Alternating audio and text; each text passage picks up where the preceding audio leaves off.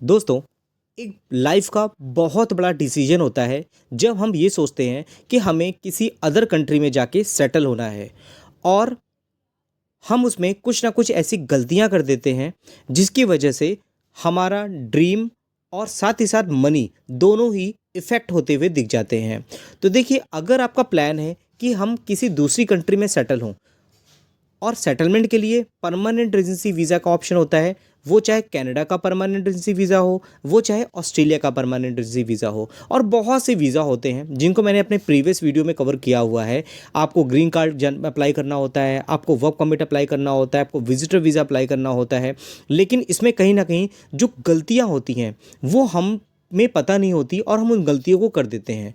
तो इस चैनल को बनाने का पर्पज़ ये है कि आप कहीं न कहीं चीज़ों को लेकर के अवेयर हो जाओ और इमिग्रेशन में जो बहुत ज़्यादा अनऑर्गेनाइज़ प्लेयर हैं, वो आपको बहुत ज़्यादा माइंड डाइवर्ट करते हैं और कहीं न कहीं हमारा जो टाइम और मनी है, उसका बहुत ज़्यादा लॉस होता हुआ दिख जाता है। तो ये कौन-सी ऐसी गलतियाँ हैं जो आपको नहीं करनी चाहिए, और मैं आपको ये क्यों बता पा रहा हूँ? क्योंकि मैं खुद इस इमिग्रेशन इंडस्ट्री में पास्ट 16 ईयर से इन्वॉल्व हूँ और लगातार मेरे थ्रू काफ़ी लोग वहाँ पर सेटल्ड हैं। लेकिन मैंने जो गलतियाँ लोगों की देखी हैं, जो लोग गलतियाँ करते हैं, वो मैं पॉइंट टू पॉइंट इस वीडियो में कवर करने वाला हूँ। तो वीडियो थोड़ा लंबा हो जाएगा, आपको ध्यान से देखना चाहिए। बोरिंग होता है लेकिन आपके भविष्य के लिए बहुत ज़्यादा इंपॉर्टेंट होगा, और ये वीडियो आपको पूरे यूट्यूब में कहीं नहीं मिलने वाला है। चलिए वीडियो को स्टार्ट करते हैं। पहली गलती, अगर आप देखोगे उसकी वजह से क्या होता है, जब आपका वीज़ा रिफ्यूज़ होता है, और वीज़ा रिफ्यूज़र के पीछे जो पॉइंट होते हैं वो हमें आइडेंटिफाई करना होते हैं। अगर हम पहले आइडेंटिफाई कर लेंगे तो हमें ये नौबत ही झेलनी नहीं पड़ेगी कि वीज़ा रिफ्यूज़ हो गया, हमने गलती कौन सी की थी। तो आपको पहले ही पता होगा हमने ये गलती ऑलरेडी की हुई है।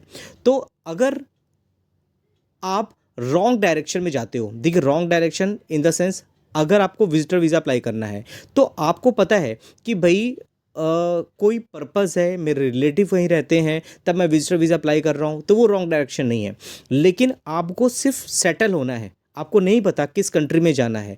तो अगर आपको अपना पता नहीं है कि किस कंट्री में आपको जाना है, तो कहीं ना कहीं आप रॉन्ग डायरेक्शन में चले जाते हो। रॉन्ग डायरेक्शन से राइट डायरेक्शन में जाने का क्या वे होता है, तो आपको क्या पता होना चाहिए कि कौन सी कंट्री है जहाँ पे आप एलिजिबल हो और कहाँ आप अप्लाई कर सकते हो। आपकी एलिजिबिलिटी किस कंट्री में ज़्यादा अच्छी तरीके से मैच करती है, तो ही आप एक राइट डायरेक्शन में जा सकते हो। अगर आप सिर्फ आंख बंद करके किसी भी कंसल्टेंट के पास जाते हो और ये बोलते हो कि मुझे बाहर सेटल होना है, तो वो आपको उसके लिए जो ईज़ी होगा वो आपको प्रोडक्ट बता देगा, और वो आपके लिए सही होगा या नहीं सही होगा, वो कहीं न कहीं वो आपके लिए गलत भी हो सकता है। साथ ही साथ ब्लाइंड ट्रस्ट करना। सपोज़ आपके कोई रिलेटिव हैं जिनका वीज़ा किसी पर्टिकुलर कंसल्टेंट के थ्रू लगा था। आप भी उस कंसल्टेंट के पास जाते हो और ब्लाइंडली आप उसके ऊपर ट्रस्ट कर लेते हो। आप कहते हो उनका आपने लगवाया था, आप मेरा भी लगवा दो। आपको नहीं पता है कि आप उस पर्टिकुलर प्रोग्राम में क्वालिफाई कर रहे हो कि नहीं कर रहे हो। आपकी एलिजिबिलिटी हो सकता है किसी और कंट्री के लिए सेट हो जाए। आपको अगर सेटल होना है दूसरी कंट्री में, तो हो सकता है आप कनाडा के लिए प्लान कर रहे हो सकता है आप ऑस्ट्रेलिया के लिए ज़्यादा अच्छे तरीके से सूटेबल हो अप्लाई करने के लिए।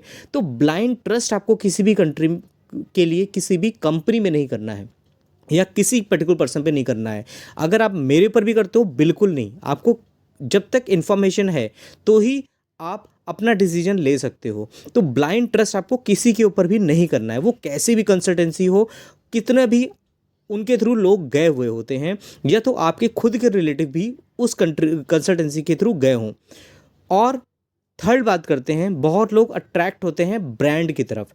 बड़ा ब्रांड है, बड़ा एम्बियंस है, बड़ी कंपनी है, बहुत लोग उसके थ्रू सेटल हुए हैं। तो इस इंडस्ट्री का सबसे बुरा चीज़ यही है कि अगर 100 लोग अप्लाई करते हैं जिसमें से 10 लोगों का वीज़ा लगता है, तो 10 लोगों को इस तरह से मार्केटिंग की जाती है कि 90 लोग जो होते हैं वो तो पता ही नहीं चलता उनका क्या हुआ। 90 लोगों के वीज़ा लगे ही नहीं, सिर्फ 10 लोगों के वीज़ा लगे हैं, और उनकी मार्केटिंग कर करके आपके सामने प्रेजेंट किया जाता है, जिससे कहीं ना कहीं आप उस ओर अट्रैक्ट होते हैं। खासकर डिजिटल मार्केटिंग जो होती है उसका बहुत ही ज़्यादा गलत इम्पैक्ट पड़ता है लोगों के ऊपर। और इससे बचें कैसे? तो उससे बचने के लिए दोस्तों आपको चाहिए राइट इन्फॉर्मेशन। राइट इन्फॉर्मेशन के लिए आपको क्या करना चाहिए, एक सही कंसल्टेंट को चूज़ करना चाहिए। राइट कंसल्टेंट चूज़ कैसे करें, उसके लिए सिंपल सा तरीका होता है कि आप कंसल्टेंट से क्वेश्चन पूछो। क्वेश्चन पूछोगे तो कहीं ना कहीं आपको जवाब भी मिलेगा। और हर एक कंपनी ख़राब नहीं होती है, हर एक कंपनी अच्छी भी नहीं होती है। मैं किसी भी कंपनी की क्रेडिबिलिटी पे बात नहीं करता हूँ, क्योंकि हर कंपनी अच्छी भी हो सकती है, बट जो उसमें कंसल्टेंट काम कर रहा है वो सही है कि नहीं, ये बहुत बड़ा क्वेश्चन मार्क होता है।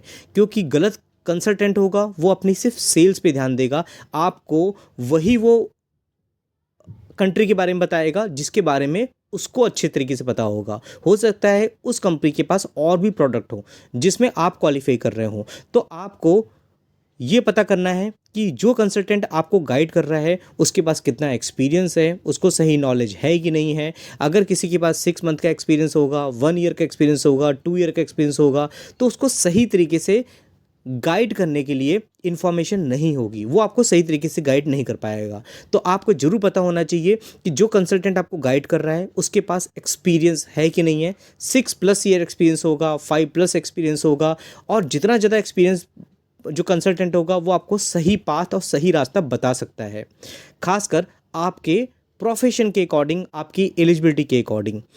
उसके बाद सबसे इंपॉर्टेंट चीज़ है नॉलेज। नॉलेज आपको खुद से गेन करनी पड़ेगी। आजकल चैट जीपीटी पे सब कुछ मिलता है, मेरे चैनल पे भी आपको फ्री ऑफ कॉस्ट सब इन्फॉर्मेशन मिलती है।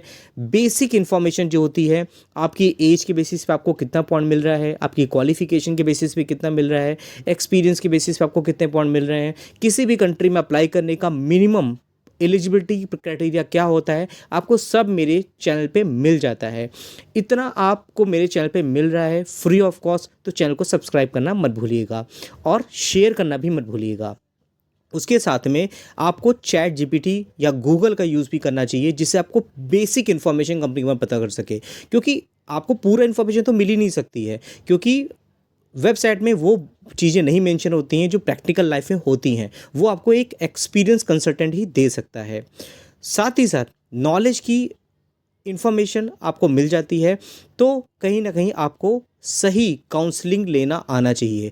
सही काउंसलिंग मतलब क्या होता है कि ऐसा कंसल्टेंट जो एक्सपीरियंस है, तो आपको वो करियर गाइड करेगा कि आपकी एज पे, आपके एक्सपीरियंस पे, आपकी क्वालिफिकेशन पे, आपके अगर कोई रिलेटिव कहीं रहते हैं तो उसका मोरल सपोर्ट आपको कितना मिलेगा, आपकी जो फाइनेंशियल कैपेबिलिटी है उसके बेसिस पे कौन सी कंट्री आपको सूट करती है, उसके साथ में आपका जो प्रोफेशन है उसके बेसिस पे किस कंट्री में जाना आपके लिए सूटेबल होगा। सपोज़ आप कनाडा जाते हो, वहाँ पे एल्बर्टा जाते हो, तो वहाँ पे ऑयल एंड गैस की ज़्यादा डिमांड है। उसके अलावा कनाडा में और भी ऐसे प्रोविंसेस हैं जहाँ पे हॉस्पिटैलिटी में बहुत ज़्यादा डिमांड देखने को मिलती है।